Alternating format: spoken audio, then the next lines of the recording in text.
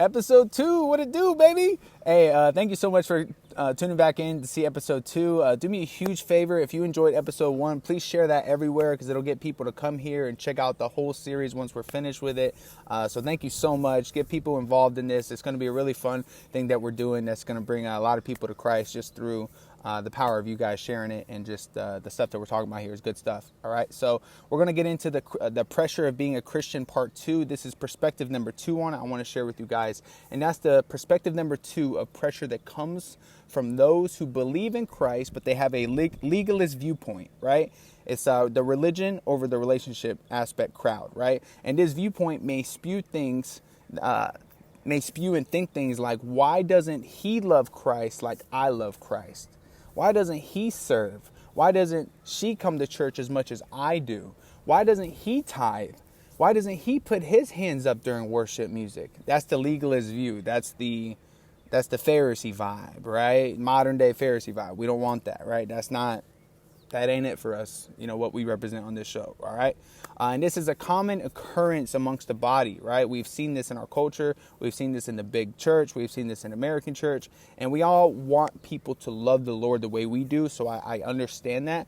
And it's admirable to some regard. But if you're not careful, it could divide the body, and you get in the box of a modern-day Pharisee. And let's not forget who got Jesus killed. It was the Pharisee religious leaders that thought they knew God better than Jesus did. And sometimes I'll see something on social media from a fellow believer and I'll get discouraged because I'm like, dang, bro, you're supposed to be an ambassador for Christ and you out here living in the world like that? Oh, and that's when we got to remember that God is the one who will touch their heart and lead them towards conviction and repenting. All right. And that there's only so much I can do on the other side of a screen. Right?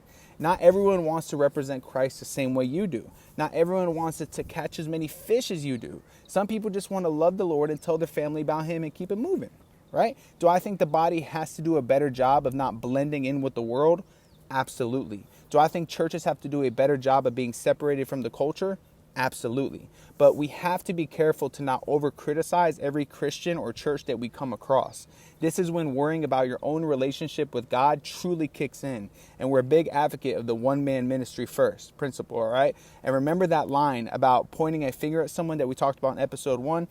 Pointing a finger at someone else, 3 fingers are pointing back at yourself, all right? The log in your own eye is sometimes bigger than the speck in your Christian brother's eye. If his sin is broadcasted on social media and yours is hidden from the world, who is really above who in this regard? Something to think about on this unique episode that we're doing today, and I highly encourage you to share it with others. Thank you so much for sharing the series. I truly appreciate you guys so much. This was a shorter one than the first one, so let's go, baby. Let's go to episode 3. Woo-hoo.